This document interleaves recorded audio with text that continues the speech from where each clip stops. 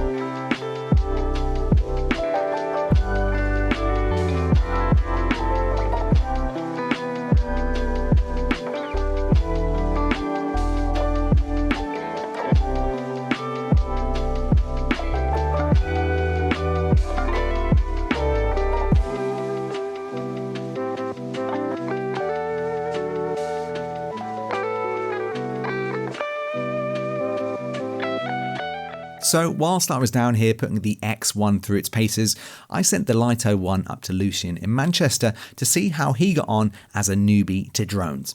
And he did not disappoint. Most of his shots were filmed at Fletcher Moss in Didsbury, a really nice mix of open parkland, botanical gardens and trees, which is actually a decent real-world test for a beginner drone pilot, because it's not just wide open sky. He got a track of Rob walking through a field, some aerial shots over Simon's Bridge, and even got a few clips in sport mode, which for a first-time flyer takes a bit of confidence to get to grips with, but still gives beginners the chance to properly experience drone flight. He also tested active track and got some great shots, and this is where the Lito 1 really earns its money.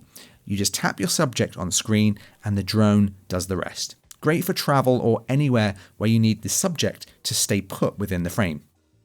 But the clip I really want to show you is this one. Lucian deliberately flew towards a tree, pushed the joystick forward, and then it just refused to move. The omnidirectional obstacle sensing kicked in, held its position, and that was that. No crash, no drama, no expensive repair bill. For a beginner, I think that kind of safety net is genuinely massive. It removes the worry of crashing into something and allows you to purely focus on getting that perfect shot. This is a feature that even more expensive drones haven't always had as standard. Lucian pushed the battery life to its limits and the return to home feature kicked in automatically, working perfectly as you can see here. So essentially the drone takes control and then using GPS and its remaining battery life returns to the home point that it was launched from. Back at his house in Didsbury, he also grabbed some aerial shots of the trains going past and even used active track on Manchester Cathedral, which shows this thing isn't just for tracking people. It logs onto buildings and vehicles as well. Now, I'll let Lucian do the talking here. He told me, quote, he was incredibly impressed. And as a complete beginner, he found it really easy to get to grips with, whilst still being capable enough to get some genuinely impressive, professional-looking cinematic shots. And that pretty much sums up exactly what DJI are going for with the Lito series. So that's the Lito 1 in Manchester. Now let me show you what the X1 was doing down here in Cornwall. On one of the nicer days I took the X1 out over the Jubilee Pool in Penzance. And this is where you really start to see that larger 1/1.3 inch sensor. You can really see what it's doing. The color depth, the dynamic range, the detail in the highlights and the shadows. It's seriously impressive for a drone at this price point.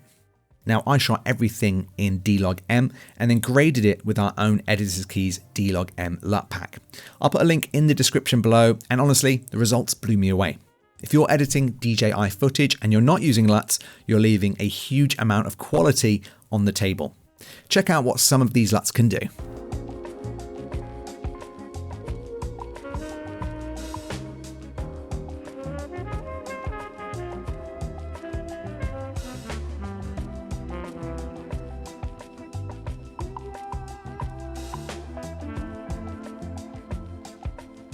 Now, I'll be honest with you, I went into this expecting a decent entry-level drone, but what I got felt a lot closer to the Mini 4 Pro than I was expecting.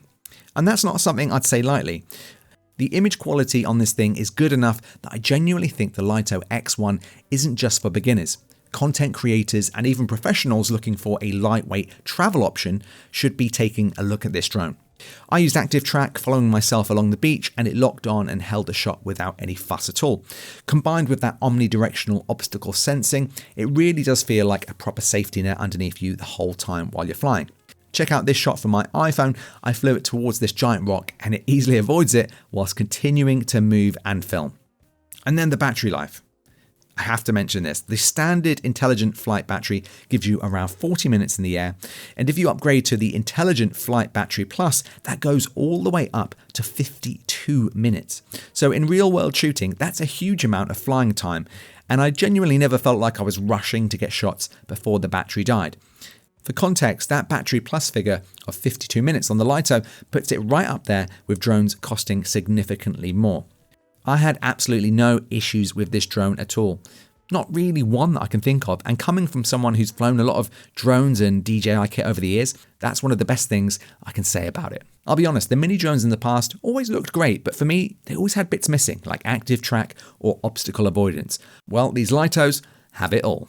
Okay, so it's been a couple of weeks since we got our hands on the Lito 1 and X1, and I've made a couple of notes. I'm doing some editing both on our Pocket 4 versus Pocket 3 video and this video here. So speaking to Lucian and the team down there, looking at some of the shots from other YouTubers and comparing these two drones, I've got to say, first of all, I'm super impressed with the image quality coming from both of these drones. When DJI first announced this and said, you know, do you want to take a look at one?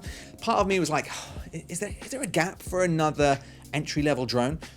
Well, yes, there is. Yes, there certainly is.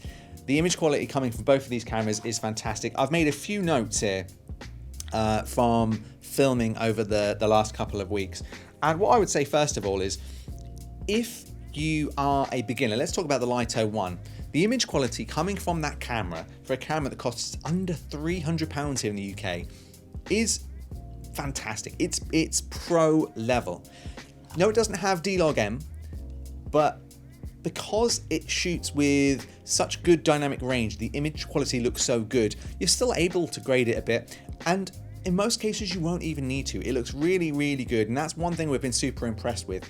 It's a budget drone, but it's not budget image quality. It's really easy to use, and because it is designed for beginners. This is actually Lucian's first go at using a drone. And when we spoke about it, he said he was really enjoying it and just loved it, you know, because it takes out some of that complexity out of your storytelling, out of trying to get the shots that you're trying to get for your videos. Now, honestly, I was super surprised when I took this out flying. Each time I took it out, it was very, very bright or a little bit gray or extremely windy in conditions where I thought, oh, do you know what? This is not going to be the perfect day to fly this entry-level drone. I was wrong.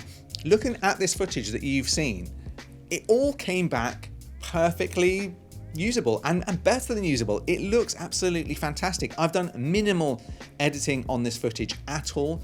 Other than that, it's straight out of camera and it looks so good. So I think DJI really hit the mark right on the head here. If you are thinking of getting one of these drones, the Lito 1 or the X1, and you're not sure which one to get, I think they've made the job very easy for you. If you are a beginner, you've never flown a drone before, you are not really into color grading, you're not bothered about that. You just want to add some aerial shots to your storytelling, to your YouTube content. You just want to have a bit of fun. Get the Lito 1. It's really easy to use. You don't have to worry about it. What comes out of that camera is absolutely fantastic. It looks really, really nice. Now, if you're more on the pro end or you really enjoy filmmaking like me, the X1 is where I would go because it's lightweight, you can fly it anywhere, it's easy to use, it's so tiny, it's unbelievable, but it produces that cinematic level of image quality that I want to get from a drone like this on a budget. It has D-Log-M, and it looks absolutely fantastic, as I keep saying. Okay, so when DJI sent these in, I didn't know what the pricing would be straight away. And to be honest, I'm blown away at the pricing on these. I think that DJI have hit the nail on the head when it comes to the pricing. The Lito 1 that Lucian was using is priced at just £299. I think that's really a good price for that drone. And the X1, that surprised me even more because it's just £70 more to get the X1. And I think personally that's where I would go to get the D-Log-M, to get the better image sensor, to get the LiDAR and extra safety features. I do think this is a good buy, and this is the one that I would personally recommend for probably most people who watch our channel. I know kind of where you're at in your journey, but again, if you are a filmmaker who doesn't actually need a drone all that often, or you are new to drones, or you're thinking of getting someone else in the business or a friend or family member a drone, that Lito 1 at $299, that is very, very hard to beat. So if you want to see some more tutorials on how we edit this footage, let us know in the comments section below, because we can easily do that for you and show you exactly how you can edit the footage in Final Cut Pro or Premiere, as well as a color grading tutorial on how to get the best out of these drones. So thanks for watching, and I'll see you in the next one.